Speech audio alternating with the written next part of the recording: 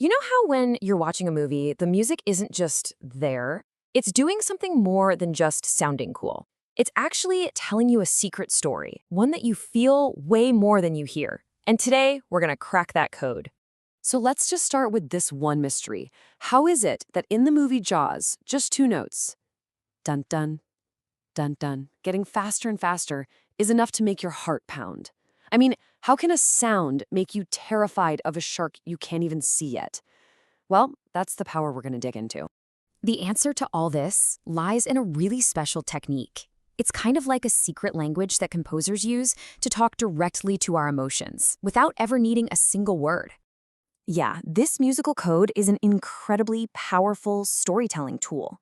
We hear it all the time in movies and video games, but get this, it was actually perfected over 100 years ago in these huge epic operas. The goal has always been simple: give every important character, place, or idea its own unique sound. Okay, so this secret musical code, it actually has a name. It sounds a little fancy, I'll give you that, but the idea behind it is super simple and, honestly, kind of genius. It's called a leitmotif. The easiest way to think of it is like a musical ID card, or maybe a sonic name tag. It's just a short, repeating bit of music that your brain automatically connects with a certain person, a place, or even a big idea in the story.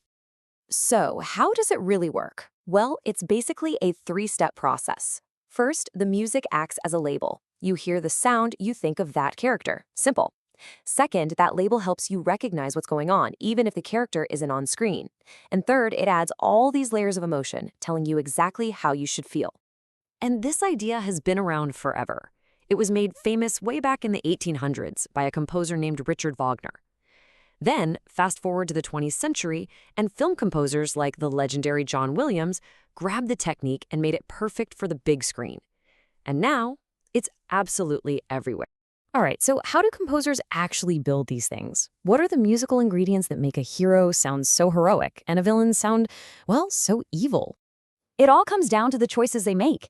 For a hero, you'll often get these bright, soaring melodies, played by loud, confident instruments like trumpets.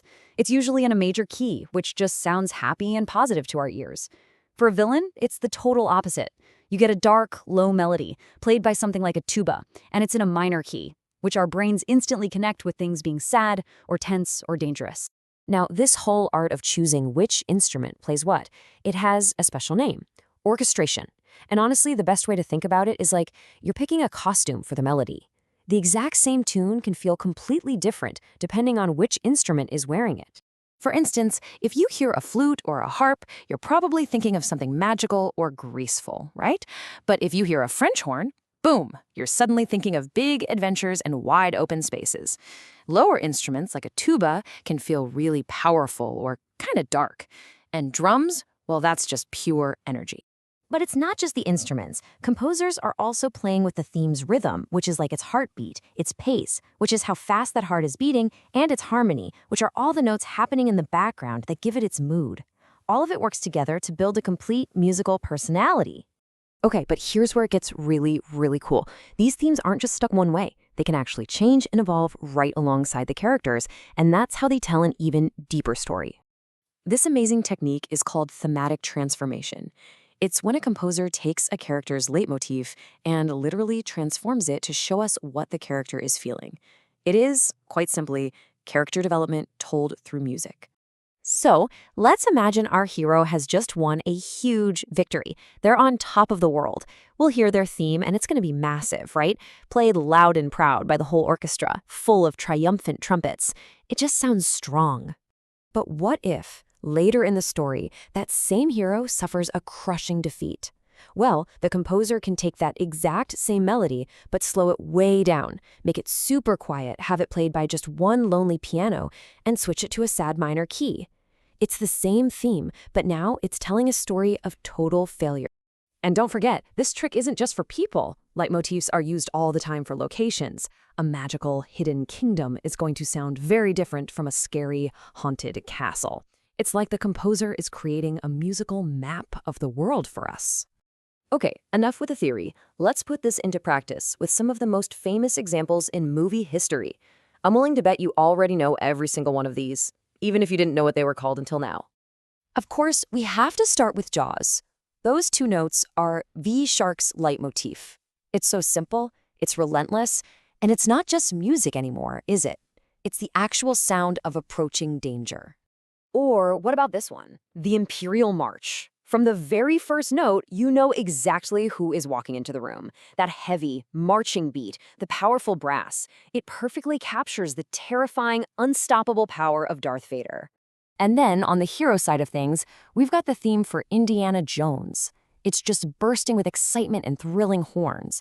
It doesn't just represent Indy as a character, it represents the whole idea of adventure itself. So you want to try spotting these for yourself? Here's a little challenge for the next movie you watch. Close your eyes during a big scene. Just listen. See if you can pick out a short tune that keeps popping up when a specific character is around. And then pay attention to how that tune might change when their mood changes. I'm telling you, once you learn to listen for leitmotifs, it is like unlocking a brand new superpower for watching movies. You're not just seeing the story anymore, you're hearing this whole other secret layer of storytelling that's been there the whole time.